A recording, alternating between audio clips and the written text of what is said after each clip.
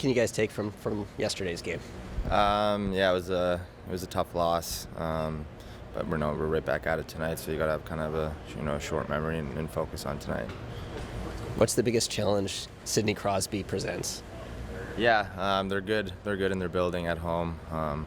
Obviously, they have a lot of firepower over there. They're coming off a back-to-back too, so it's important to get a good start tonight. Expect there will already be some desperation for them too. Obviously, fighting hard for points. Yeah, I think both sides.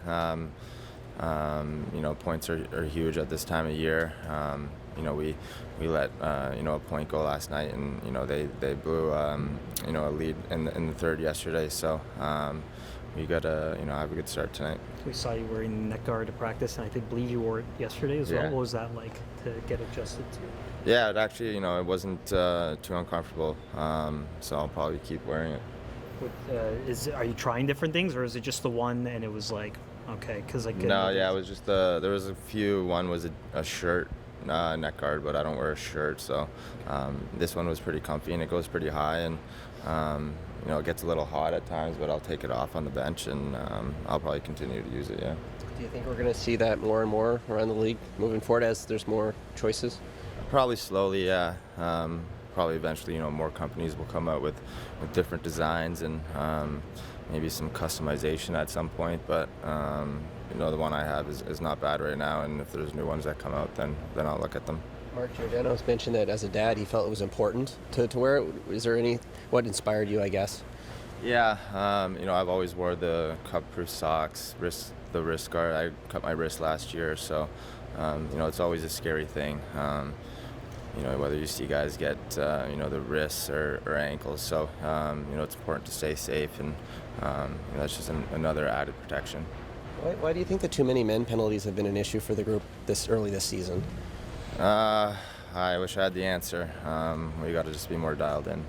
Is it just guys jumping? Is that what's been happening, or is it different every time kind of thing? It's probably different every time. Some are 100% on us, and some maybe the puck just comes to the bench at the wrong time. So, but it's something that we definitely need to clean up. How different is that called though? Like from one official to the next, because sometimes it feels like there's more leeway. What's your sense of that? Yeah, it probably depends. Yeah, on who. The linesman can call it too. So, it's hard to kind of get away with those penalties. Group takeaway from yesterday's game. I think just we got to clean up obviously some areas.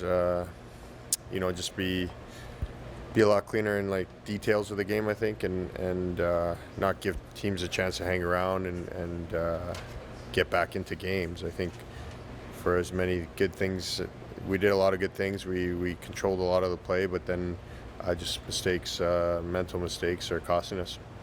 Speaking of those mental mistakes, why do you think the too many men penalties have been an issue for the group early this year? Yeah, I just think that's another area you just got to focus on with detail, right? Details of your game. I think sprinting to the bench, knowing when to play pucks or when to make plays, all those little things come into play for that one. I think turning it over at the wrong times comes into play. So there's a lot of different reasons why, and we got to be aware because we're getting called on it a lot this year. So we got to make sure we're those are huge details, and then just managing pucks and stuff like that I think is big for those type of penalties. The Pens have had some struggles here recently. Do you expect to see real desperation already in their game tonight? Yeah, for sure. I think we know what we're going up against. A real highly skilled team, a lot of veteran guys over there who've been through a lot, so they know what it takes to win, and a lot of desperation. I don't think either team is too happy with the way yesterday went as far as losing the game. So should be two desperate teams here tonight. It'll be a good game for sure. Based on what you know about Kyle Dubas, what do you think this one will be like for him? I think it'll mean anytime you play your old team, I think it means a little bit more, especially the first time. But yeah, at the end of the day, not much more than that for us players. You don't really think about it once you step on the ice, but I'm sure for him it means something, and it's first time playing your old team. What stood out about him working with him? He acquired you, he signed you. Like, what stood out? Oh, I mean, he's just easy guy to talk to, great guy. Like, got along really well with Doobie. He's really open with his players, communicates well, like all those things. And then, I just think as far as myself, like getting acquired by the Leafs, obviously was a big moment in my career, and you see the work Doobie's done over his career, right from junior all the way up. So got a lot of respect for him, and hope for all the best for him. But tonight we want to get a big win against them. We saw Tyler wear the neck guard in the game. I'm wondering if you picked his brain about what that was like for him in a game situation. Yeah, he said it was there were moments where it was warm for sure. But I just asked him about little things, how it felt. It looked like it didn't bother him too much. So, like I said, I'm willing to try a lot of things. I didn't really like the first one I tried, so hopefully get some more practices in and try different things. But I'm open to.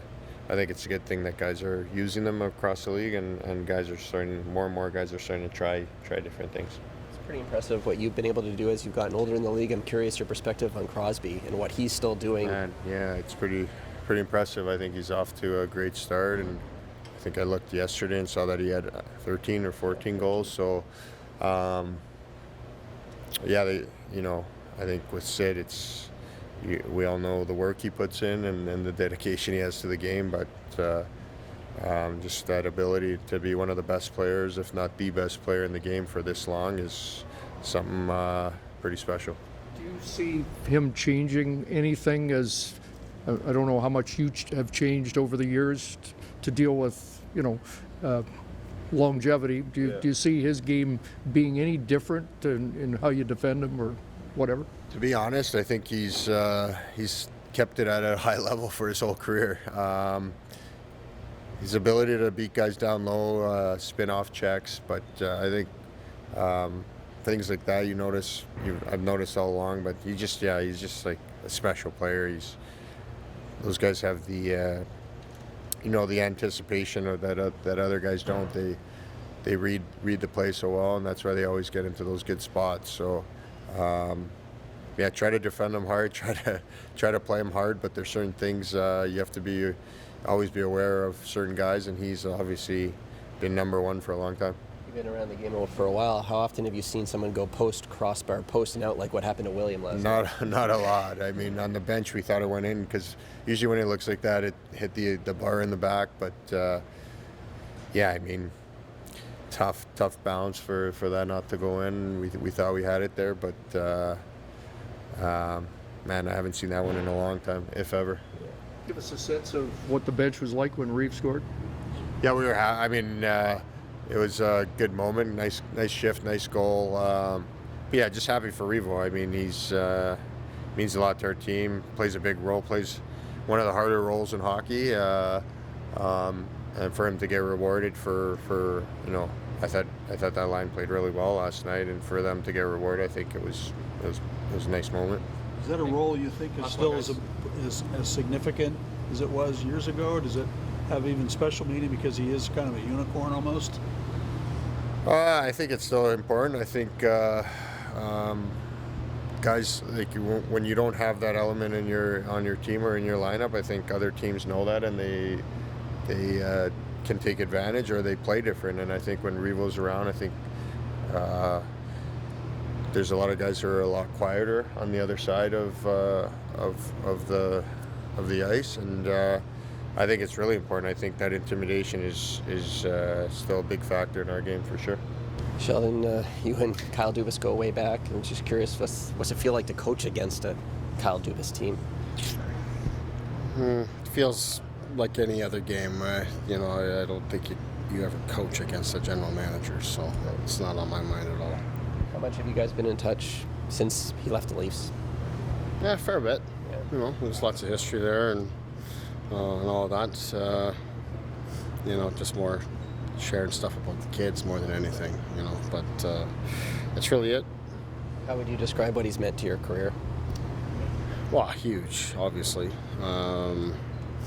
Gave me my first break in terms of an opportunity to coach in the OHL in Sault Ste. Marie.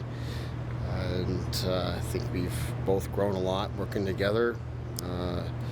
Clearly wouldn't be here today without his faith that he put in me. I like to think that I helped him at the same time a little bit along the way. I think it was just, it was a good relationship that we had to push and challenge one another. I'm forever grateful for all that he's done, but he's on the other side here now, and I've enjoyed the process of working with Tree here just the same and getting to know him and all of that. So, the general manager-coach relationship is a very important one at all levels, in particular in the NHL. It's been a real good chance for me to grow as a coach, to work with someone new. Were you able to see him yesterday, or was it too tight a turnaround? Yeah, too tight. I was way too focused on our game last night and processing it all to even think about that. What have you seen from Mitch's game lately?